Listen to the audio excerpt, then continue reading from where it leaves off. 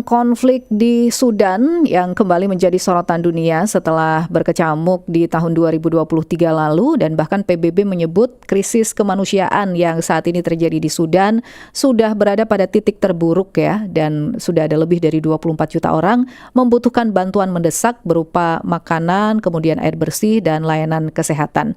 Nah, tentu di tengah situasi yang semakin tidak menentu ini, warga negara Indonesia atau WNI yang berada di Sudan juga turut terdampak. Lantas bagaimana kondisi mereka saat ini? Apakah langkah yang sudah dan bahkan akan dilakukan ya oleh pemerintah Indonesia untuk memastikan keselamatan para WNI di tengah perang saudara yang masih terus berlangsung? Kami malam hari ini akan berbincang bersama dengan Duta Besar Indonesia untuk Sudan, Sunarko Suwito. Pak Sunarko, selamat malam waktu Indonesia. Selamat malam Mbak Luna dari kota Port Sudan di wilayah Sudan. Ya, Pak Dubes, bisa diinformasikan, mungkin digambarkan ini seperti apa situasi terkini di sana, khususnya setelah jatuhnya kota El Fasher ke tangan RSF ini? Betul bahwa situasi di Sudan saat ini, per hari ini masih terus diselimuti oleh konflik dan secara nasional belum sepenuhnya stabil, terutama setelah jatuhnya kota El Fasher di Provinsi Darfur Utara pada tanggal 26 Oktober lalu. Dampaknya masih sangat terasa, belum lagi juga terjadi pertempuran atau konflik bersenjata di sejumlah provinsi di wilayah barat Sudan, khususnya di wilayah Darfur. Menurut data IOM, organisasi internasional untuk migrasi, per hari ini tercatat dalam seminggu terakhir aja terdapat sekitar 70.000 warga dari kota El Fasher yang melakukan atau mengalami masalah serius dan melakukan migrasi atau keluar dari wilayah El Fasher untuk mencari perlindungan di kota-kota terdekat. Sementara situasi kemanusiaan menurut laporan dari PBB juga semakin mengkhawatirkan karena pasukan dari RSF selaku milisi pemberontak masih terus melakukan serangan kepada warga negara sipil yang mengakibatkan juga korban jiwa yang menurut data atau catatan sementara saat ini mencapai lebih dari 2.000, bahkan data-data lainnya menyebutkan lebih dari 2.000 yang terdampak atau mengalami tewas karena konflik yang terjadi sejak 26 Oktober lalu. Dan sampai saat ini situasi masih belum terkendali. Laporan yang kami terima atau informasi yang kami terima dari sumber resmi di Kementerian Luar Negeri di Sudan juga menyebutkan aksi-aksi penjarahan, aksi-aksi penganiayaan dan balas dendam yang dilakukan oleh RSF masih terus berlangsung. Sementara di dunia internasional saat ini sudah menjadi pembahasan di PBB, khususnya Dewan Keamanan dan juga Uni Afrika, untuk mencari solusi bagaimana mengatasi situasi ini secara damai atau paling tidak dapat dilaksanakan gencatan senjata sementara dan permanen untuk tujuan kemanusiaan ini. Baik, Pak Dubes, tadi sempat disinggung bahwa sasarannya sekarang juga sudah menyasar ke masyarakat sipil ya. Lantas bagaimana kondisi Betul. WNI yang berada di sana sampai saat ini? Di daerah mana saja sebetulnya mereka tersebar, dan bagaimana KBRI juga memantau kondisi mereka? Tentu saja di tengah situasi yang semakin memanas dan juga konflik yang berkelanjutan ini, perhatian Indonesia untuk warga negara Indonesia terus kita lakukan secara intensif, secara terus-menerus. Saat ini berdasarkan data dan catatan kita, terdapat 46 warga negara Indonesia yang memilih tetap tinggal dan berada di Sudan, di berbagai wilayah Sudan, karena pertimbangan keluarga dan pertimbangan pekerjaan. Dari 46 itu terdapat 27 warga negara Indonesia yang terdiri dari WNI perkawinan campur dengan warga negara Sudan dan keluarganya. Mereka yang 27 saat ini berada di wilayah-wilayah yang relatif aman, di kota Khartoum yang sudah dibebaskan dan saat ini dalam tahap pemulihan, kemudian ada di beberapa kota lainnya.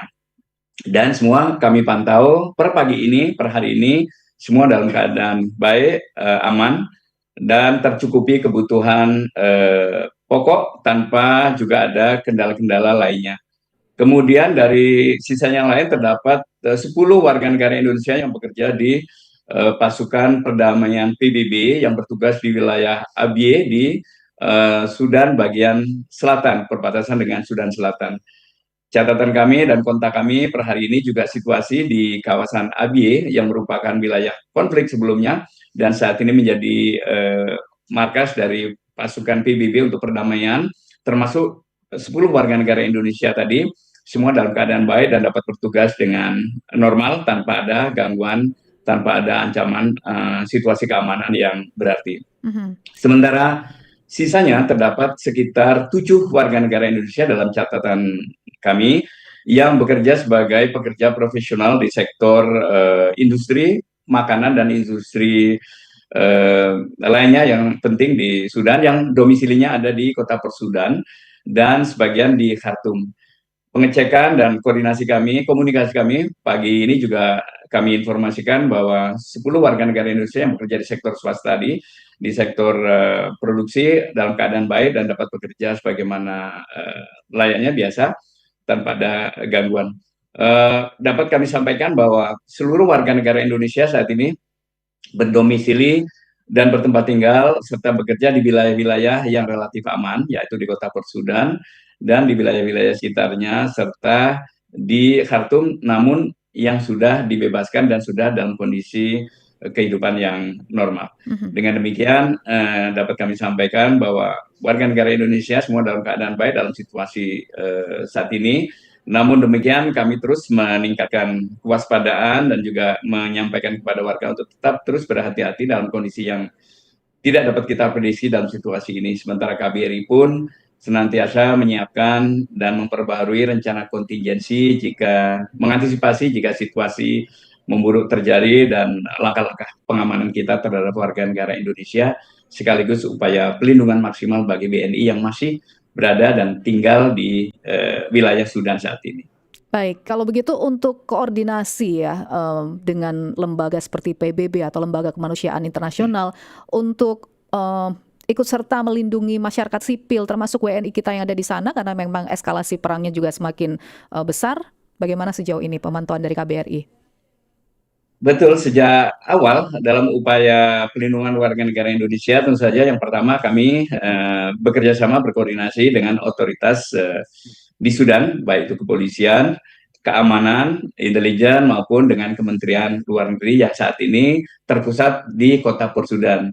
Dan secara bersamaan Kedutaan Besar Republik Indonesia saat ini juga ada di kota Port Sudan sehingga memudahkan untuk terus kita berkomunikasi sekiranya terdapat hal-hal yang menyebabkan warga negara Indonesia perlu memperoleh bantuan, maka dapat segera kita lakukan bantuan.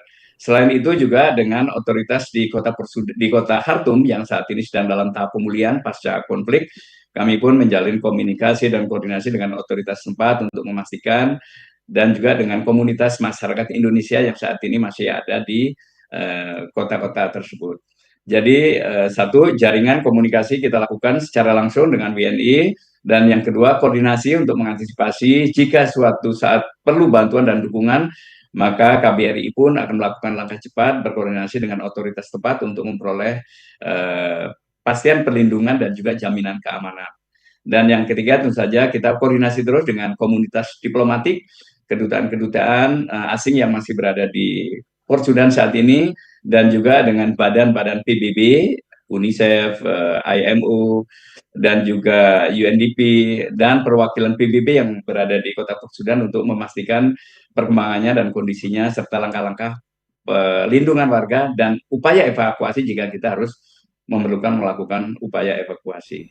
Baik. Demikian Mbak Luna yang dapat kami lakukan saat ini. Baik, kalau begitu Pak Sunarko, terima kasih untuk perbincangannya dan juga update informasi kondisi dari para WNI yang ada di Sudan di tengah situasi yang masih belum menentu di sana. Selamat malam Pak Sunarko, sukses selalu untuk Anda.